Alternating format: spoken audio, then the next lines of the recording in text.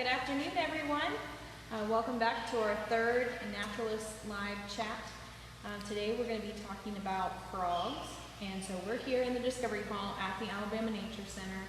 And as you know, the Nature Center is closed and all the staff is primarily working from home, but we do have education animals here that need to be taken care of, and so we're still coming in every day to take care of our animals. And today we're going to show you some of those animals. So here at the Nature Center, we have around 70 different education animals, primarily reptiles and amphibians. And due to the season, time of year that it is, today we're going to be talking about frogs, and it's because the frogs are really happy right now. So we are going to be looking at a couple of different types of frogs that are most active right now, and they are all amphibians. So let's talk for a minute about what amphibians are. And please, if you have questions, put them in the comments, let me know, and I will answer them the best I can. So I've got my computer here so that I can take a look at any questions that you have popping up. All right, so amphibians, to start off with them. So an amphibian is an animal that has a backbone, and I've actually got the skeleton of a frog right here, and you can see his backbone, his vertebrae. So he's a vertebrate. And an amphibian also has some really cool skin that we'd like to talk about. And so I'm just going to use my pretend frog here to talk about some other features. So this is my frog. My frog has some really cool slimy skin. Okay, and when you think about other animals, you think about birds having feathers, you think about mammals having fur, and you think about reptiles having scales. Well, an amphibian doesn't have any of those things. They have this smooth, slick, slimy skin. And in fact, their skin is just like a sponge. It absorbs water, and things can pass through it, and that helps them breathe. And so amphibians are very closely associated with the water. The word amphibian actually means double life, and it's because they're so closely tied to the water. They lay eggs in the water, and so a lot of other animals lay eggs on land, even reptiles. But amphibians lay eggs in the water, and their eggs, picture, so a really big picture right here of a clump of eggs, and this would be frog eggs. And then I have a little toy right here, kind of a realistic size of what the eggs would be like in a little clump floating in the water. And so they actually hatch out of those eggs, and then they are what? Anyone know? Let's see if I have any questions.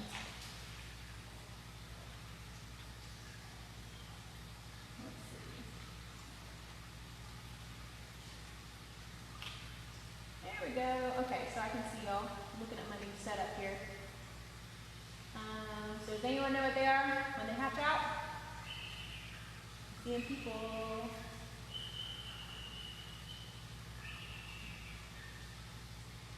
All right, so then they are tadpoles. And so they are going to, let's scroll down, look kind of like this. So basically a blob with a tail, okay? And they go through a whole lot of changes. So their tail actually will get kind of long and skinny. And then it gets skinnier and skinnier. And then if you notice in this one right here, started to grow back legs. And a little bit longer back legs, and then it started to develop its front legs. And then after a certain point, that tail starts to shrink. And so it's using the energy from its tail, absorbing it into its body, and it's using that energy to finish its transformation. And so in this one, it's become a froglet. So it still has a little tail, but it has its back legs and its front legs, and it looks a little bit more like than just a blob. Okay, it's shrinking its tail and it's starting to look more like a frog. And then in this picture, you can still see where his tail was, but really looks like a frog. And then eventually it'll be a nice full grown frog. Okay, and so that process is called metamorphosis. And so metamorphosis means many changes. So this animal has gone through a lot of different changes. And if you think about when you're born, you have all your parts and pieces already, and you just have to grow and get bigger and bigger and bigger. But when a tadpole is born, when a frog first hatches out of its egg, it has to grow a lot of pieces still. It has to grow all its legs. I've actually got a tadpole to show you. And I can't keep him out of the water for very long, but I will just long enough to show you. And he started to get his back legs. So we have the little blob with his tail, and he's actually started to grow his little back legs, if you can see right here. And at this point, he's actually mostly eating aquatic plants and things like that. There's his little legs. He hasn't got his front legs yet. Mostly eating aquatic plants. And then when he finishes his transformation, he'll move on to eating insects. So he goes from being an herbivore to being a carnivore primarily.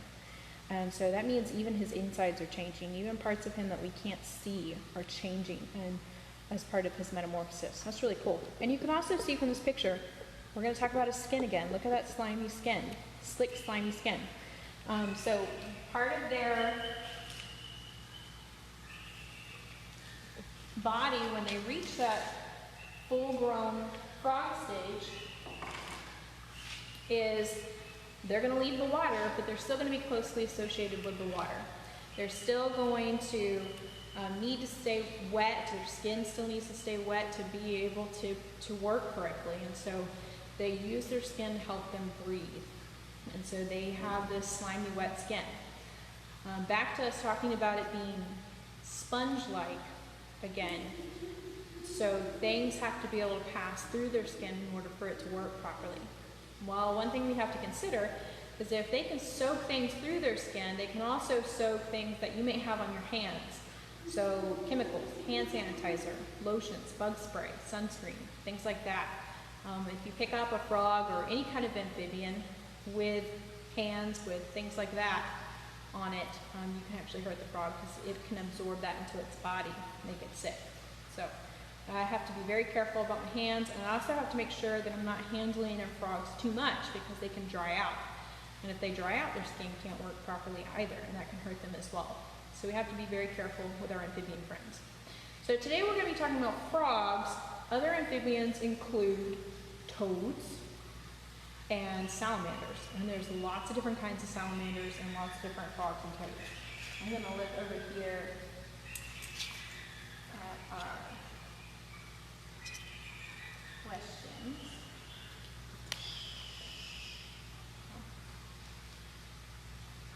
Nice, I see a lot of you answered tadpoles, awesome.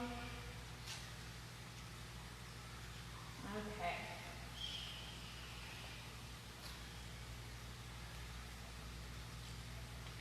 I'm just looking to see if y'all have any questions or anything like that.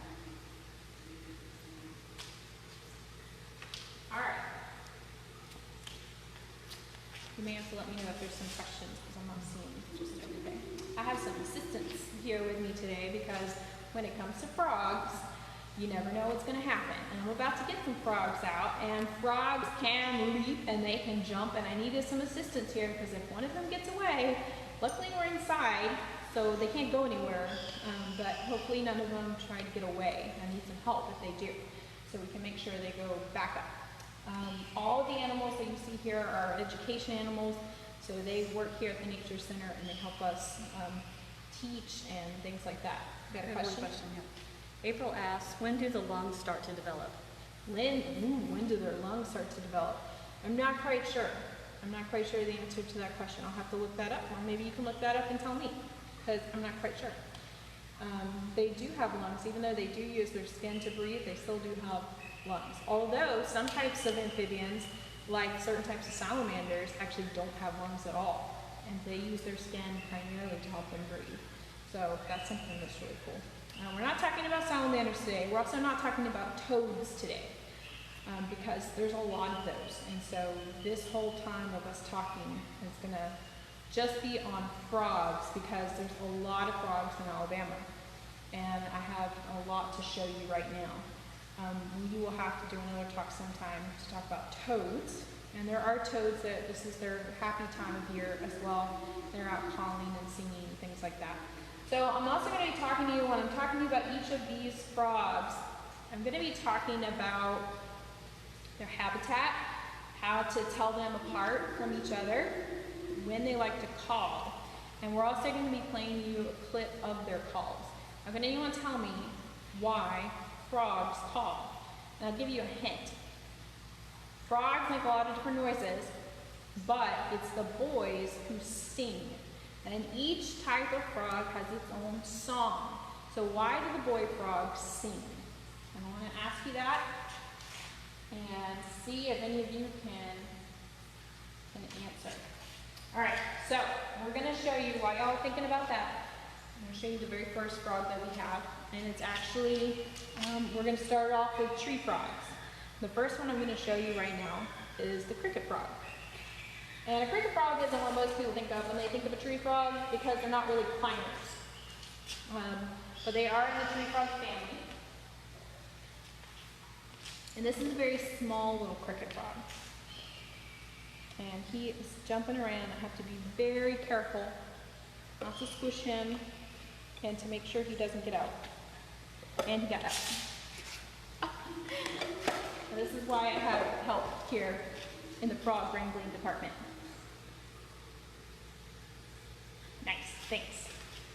Really small, really fast. This is our little cricket frog friend.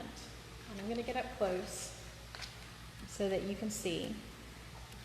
And cricket frogs have a lot of variation. So they can range in color. They can have green on them, they can have black, brown on them, and then darker spots. And I'm just holding him very gently by the back legs so he can't get away, but I promise I'm not squishing him or anything like that. I'm just holding him to where he can't get away. And there he is. And so you can see the green running down his back, although not all of them have that green. And there's just a lot of color variation. The biggest way that you can tell a cricket frog apart from other small little frogs is they have a dark triangle between their eyes. So that's one of the things that you can look at to try to distinguish a cricket frog from some other small species of frogs like chorus frogs and other animals or other frogs. So some of those may have dark triangles, but they might also have some other things to look for on a cricket frog. If you look right back here on his little rear end, he's got some white spots. And so that also helps you tell that this is a cricket frog. Okay. And so they're a very small frog. They like to call right about now. So they call from April to August. I'm sorry, from March to August. So they start calling a little bit earlier than some of the other frogs that we're going to look at, which start in April usually in Alabama. And they like ponds primarily. So you're going to find them around ponds. But I've seen them in streams and creeks and things like that. Alright, so I'm going to put this little guy up. He had a nice little adventure. Trying to run away from us. And you can see that even though he's not really a climber, he still has some sticky toe pads, and he did latch onto the side of the glass. You just don't typically see them climbing up trees like you do other frogs, but they still have that tree frog capability. And now I'm going to play cricket frog call. Let's see. Did anyone guess mine? Oakley says they sing when they are looking for girlfriends. They are, so they do. That's what they do. The male frogs, they have their singing voice on, and they each have their own song, and that's how they look for girlfriends. So this is what the cricket frog sounds like when the cricket frog is looking for a girlfriend.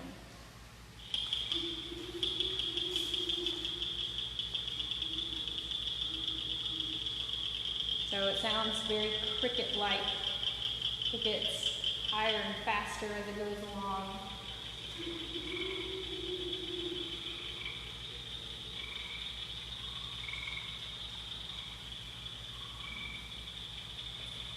And I've also got this little doodad, and it's shaped just like a little frog. It's wooden, but I can take this and I can make some frog sounds. It sounds a little bit like a cricket frog. It sounds more like a chorus frog, which is a winter breeding frog to me, but it's really pretty looking. So you'll hear me talk about winter breeding frogs, frogs that like to call during the winter. But right now we're primarily talking about frogs that like to breed during the springtime and summertime. So the frogs we hear calling right now. Do you have a question? Yep. Jan asks, can tadpoles live in polluted water? Can tadpoles live in polluted water?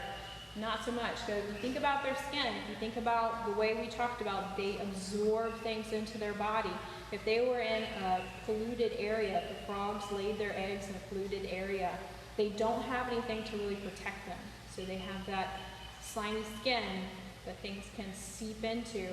And if you think about the water being polluted, if it has chemicals and things like that in it, and it goes into their body, that can make them really sick. So amphibians as a whole are very sensitive to pollution. So heavily polluted waters don't typically have a lot of amphibians. Some species are more tolerant than others. So some species, it affects them more than other species. So, all right, we're going to move on to the next frog. And our next frog, still in the tree frog family, so still dealing with sticky toe pads, and these have bigger sticky toe pads. So we able to see them a little bit. This is the gray tree frog.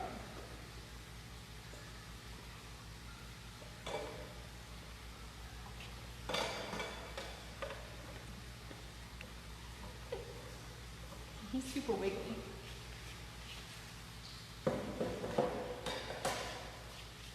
All right, and he's puffed himself up, so he's made himself look really big and tough. He's hoping if he makes himself look big enough that I won't eat him. And I'm gonna just gently hold him by the back leg so he can't get away. He's all puffed up, and I'm not squeezing him too hard, I promise. He's just puffing himself up to make himself look as big as possible. But it does look like I'm just squeezing him, I promise I'm not. And you can see he has these really big toe pads. And he's got this gray body with darker markings. And the best way to tell this one apart from other frogs is if we look here on the back of his thighs. He's got this orangish yellow coloring on the back of his thighs. And that's thought to confuse predators. So that's what makes this a Cope's gray tree frog. And he's got this really sticky, slimy skin. And he's puffing himself up and trying to make himself look as big as possible, because I'm a big predator that just scooped him out of the sky. And he's making a few little noises, although they're so tiny that you can't really hear them. I'm going to play his song in just a minute, but these guys are climbers. You're going to find them primarily up in the trees, but they come down lower when it's the breeding season. And for these guys, they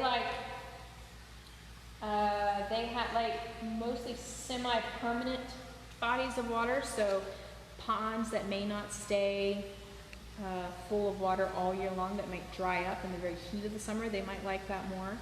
Or ditches and things like that, you can find them there, or just woodland pools, so ponds and pools and things with lots of trees around them. So that's the kind of habitats that these guys like. And they primarily call from April to August, like a lot of our other frogs. So I'm going, and I also want to see if we can tell, he has a light white mark underneath his eye, and that's another distinguishing characteristic. Got another question? Yeah. Jan asks, is the gray tree frog one of the larger tree frogs? It is one of the larger tree frogs. So, I mean, for a tree frog, he's a pretty good size. So he is one of the larger tree frogs, especially when you think about the little cricket frog that we just saw, and we're going to show you a squirrel tree frog here in a minute that is one of the smaller ones. So you can see he's kind of big for a tree frog. He's full grown. All right, now we're going to play. Put him back up.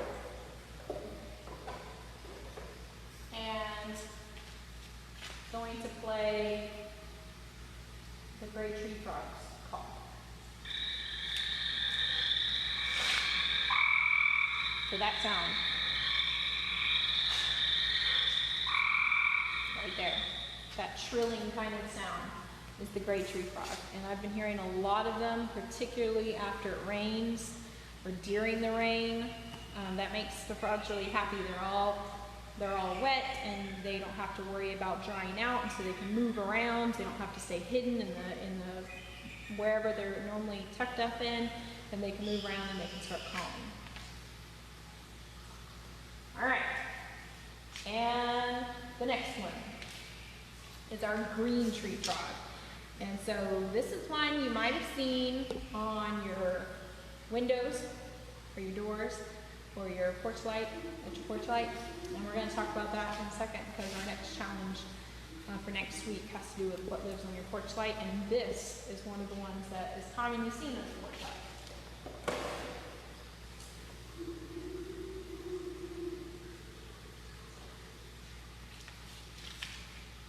And this is one of the bigger tree frogs as well. So this is our green tree frog. You can see why he gets that name, although he can be very dark. So he's almost so light and he's yellowish now, but he can be very dark, almost brown too, depending on his mood.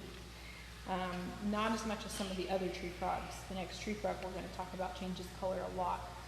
And as you can see, the green tree frog has this very prominent white stripe. It's a nice, straight, clean white stripe that goes around from right under their eye all the way down. And for the green tree frog, I can show you this a little easier with this particular individual. Frogs, he's a tree frog because he has these sticky toe pads. It's nice. He can stick onto me, climb up things. But we know he's a frog and not a toad because of these super long legs. So take a look at those legs for a second. So frogs are made for leaping really high up or really far, and they have these super long legs for that.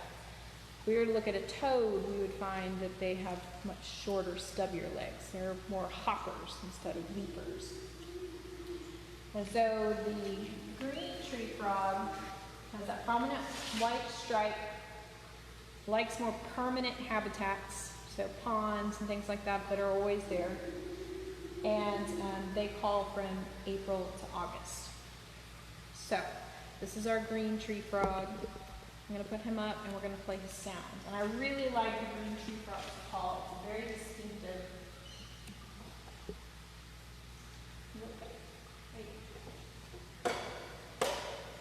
Here's the green tree frog's call.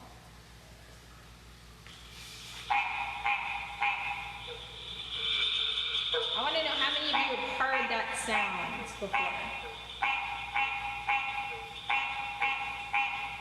Because you probably have heard that. It's a very common tree frog, and they start calling this month.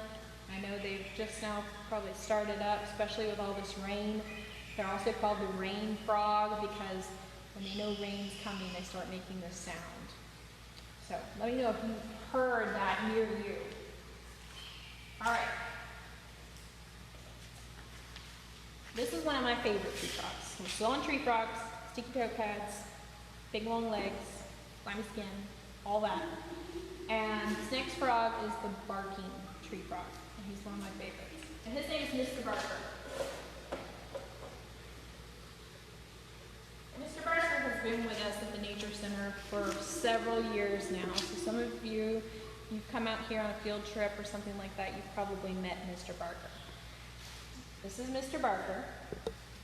And Mr. Barker, as a barking tree frog, he has these spots on his back. The cool thing is he can make those spots disappear if he wants, almost. You'll just be able to see little faint outlines of them. He can also change his colors to be very, very dark. Right now he's very light, dark brown, and you can't hardly see his spots at all. So he has more granule skin, so his skin kind of looks grainy a little bit compared to the green tree frog. And then he also has these markings He has kind of a ragged stripe, so unlike that nice clean white stripe we saw with the green tree frog, he has kind of a ragged white stripe down here.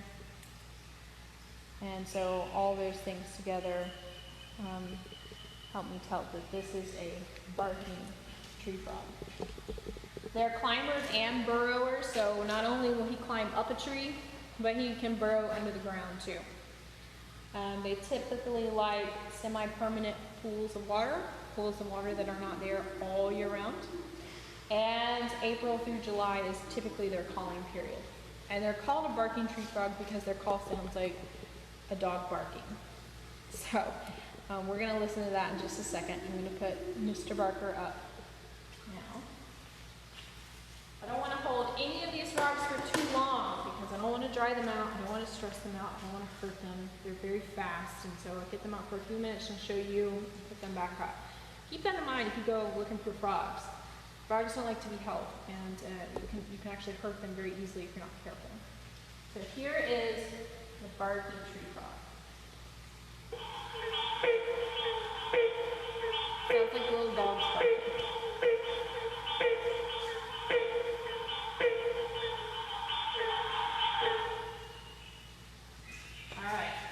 And we have one more tree frog to show you, and it's one of our smaller tree frogs.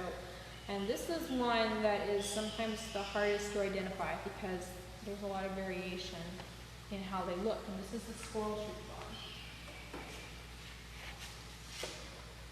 frog. And I'll zoom in so you can actually see him. It's hard. This glass isn't the plastic isn't very clear. But look at him using those sticky toe pads. It's pretty cool. You can also see how orange those legs are. And even his feet are kind of orange and yellowy. That's one of the distinguishing characteristics.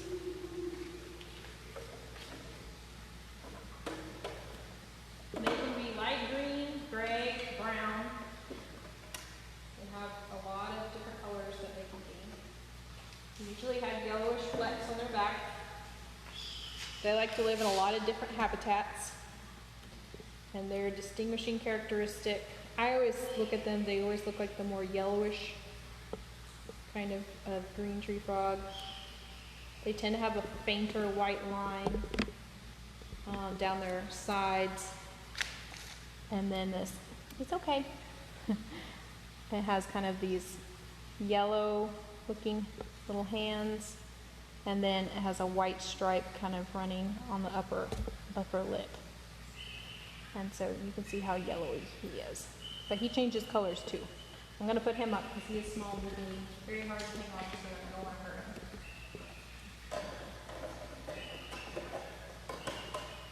him. They like a lot of different habitats. They like to hang around houses and things like that. It's another one you might see on your porch light or on your window or something like that.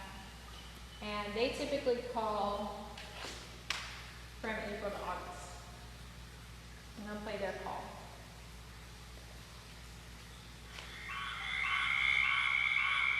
Just that two-syllable call.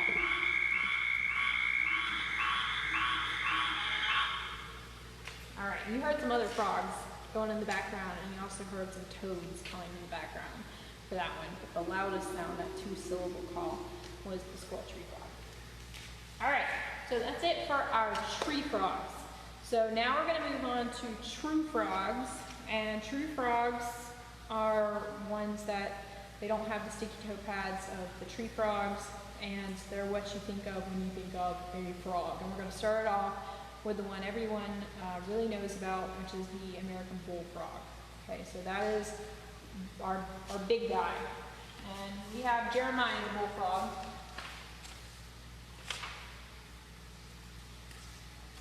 And bullfrogs can look, and this is my little fake bullfrog, and he's more greenish.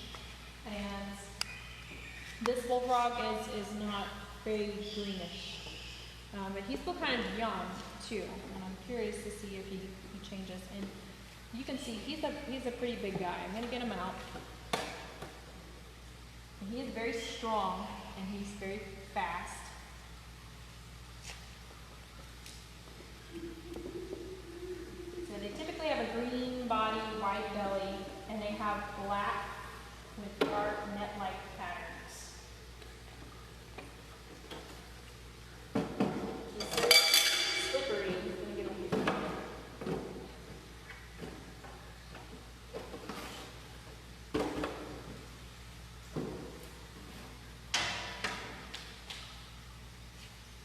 he's a big guy. And he's so hard to hang on to. So I'm not going to keep him out very long, but I do want you to be able to get a nice good look at him. He's got that net-like pattern all over him, although a lot of them will be green here, and you only have, and defense mechanism, alert. He just peed all over me. That's their defense mechanism. So that tells me he's scared, and I'm going to put him back up here very soon. You can see he has these big feet that are for swimming, these big webbed feet. That's crazy. And his net-like pattern is darker on the back, so a lot of times the body will be green and you'll just see these back legs have the net-like pattern. So that's really cool. But he's a big guy. It's really cool. Alright, I'm going to put him back up.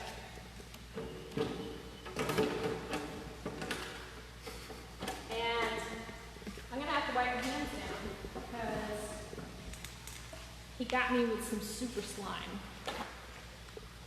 So he had this super slime, got all over my hands, and just trying to get away from me. Really hard to catch. So, super slime gone. Bullfrogs usually start calling from March to August, and they like lakes, ponds, usually permanent bodies of water. And I'm going to play a call, and this is something you've all heard in the summer, I hope.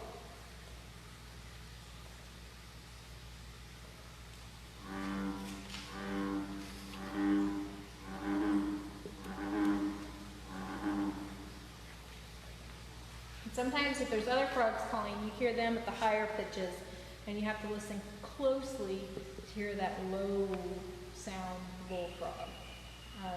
And you'll find them in the ponds, and you'll usually just see their big heads sticking out of the water, and the rest of them are kind of submerged, and they're sitting there calling with their big vocal sacs, going on. Pretty cool. All right, and then I've got another true frog for you.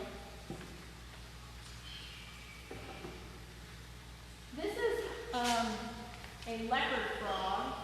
The one I'm going to show you is a northern leopard frog, although the ones here in Alabama are the southern leopard frog. But it looks pretty similar. There's a lot of variation. A lot of times they don't have all the pretty spots that this one does. He's got to start making his little growling sound.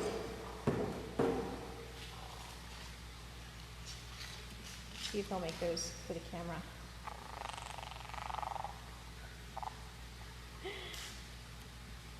Can I talk now? So you can see these big spots that they have. They always have these spots right in between their eyes, right here. They have a white spot. This is their eardrum, right here on the side of their head, and they have a kind of a white mark in the center of their eardrum. That's a good way to distinguish them. Alright. And they have a light colored line along their upper jaw too. He's letting all of you know that he is not happy. Not happy. So this is a leopard frog. He can get pretty big too. He's not going to get as big as the bullfrog, but these guys can get pretty big. All right, and so we're going to listen. And this is not this frog is pretty much done calling, at least around here. Although they can call further into the summer, they can in certain parts of Alabama. They call year-round, but primarily, they call between December and March.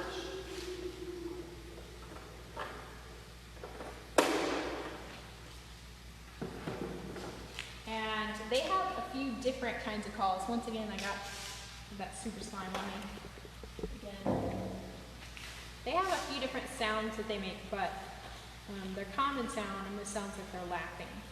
So I'm going to play the southern leopard frog's call.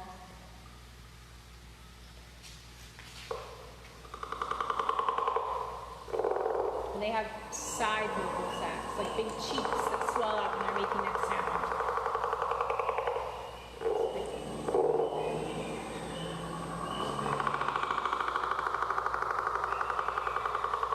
And they like woodland pools, swamps, ponds, wetlands. They're not really picky. You can find them in a lot of different places. Okay, and a frog I don't have to show you, but one that was really worth mentioning is the green frog or bronze frog, and then sometimes also called the banjo frog. One of our tree frogs here in the Discovery Hall just started calling. I think we got him a little confused. And so this frog makes a very distinctive call, and it sounds like a banjo string being plucked. And so this is the green or bronze frog calling.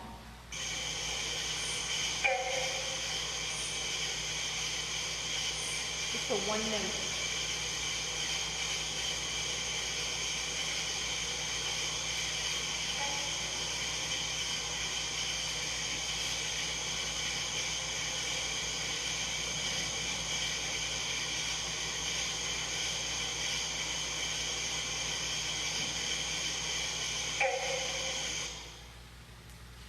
So we hear that a lot at our ponds here. We usually hear a lot of bronze frogs and leopard frogs calling at both of our fishing ponds, the bass pond that we have and the upper pond, catfish pond.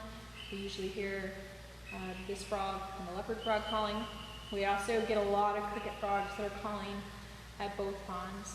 And then we could, if we had time, we could talk about some other frogs that we have here in Alabama that call mostly during the winter time, so like chorus frogs. And then in the late winter, early spring, there's also spring peepers. And so I don't have any of those to show you today, but those are ones that you can also look up very easily. They're distinctive markings. You can look up their calls, and during that time of the year, you can figure out those frogs when they're active. But these are a lot of the active frogs that are currently out there right now.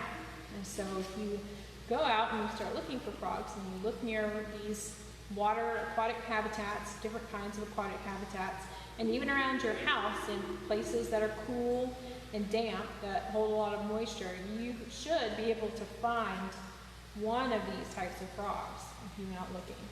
And you can go out and try to identify them. And even if you just went out, especially after it rains, just to go out and listen to different phone calls or different frog calls that you have out there, you can try to distinguish what's around you without even going out to try to find them. So that's another cool thing that you can do. All right, if you have any questions we just talked about a lot of different frogs, a lot of different things about amphibians. So if you have questions, fire them away right now. What we are going to do on Monday, and I'm going to give you just a little sneak preview of Monday's challenge, and I hope that you all participate and you can start getting ready for it this weekend. Turn on a porch light near you. If you've got a porch light, some sort of outside light, turn it on. Make sure that it's on. Make sure you have a light bulb in there. And go out at night after it's been on for a while. Wait till it gets completely dark, and you've had it on for a little while, and then go out and see what's at your porch light, and take some pictures. And what we're going to do on Monday is we're going to post a little field guide for you, so hopefully you can identify some of the things that are at your porch light. And you might even see some frogs. And frogs really like to hang out around lights because that's where the bugs are. So if you go and look out in your porch light and you've got bugs all around your light, you might have other critters coming to your porch light, like tree frogs, using their sticky toe pads to climb up there and hang out by the light so they can sit there and eat the bugs that are coming to the light. So see if you can get that ready, take some pictures.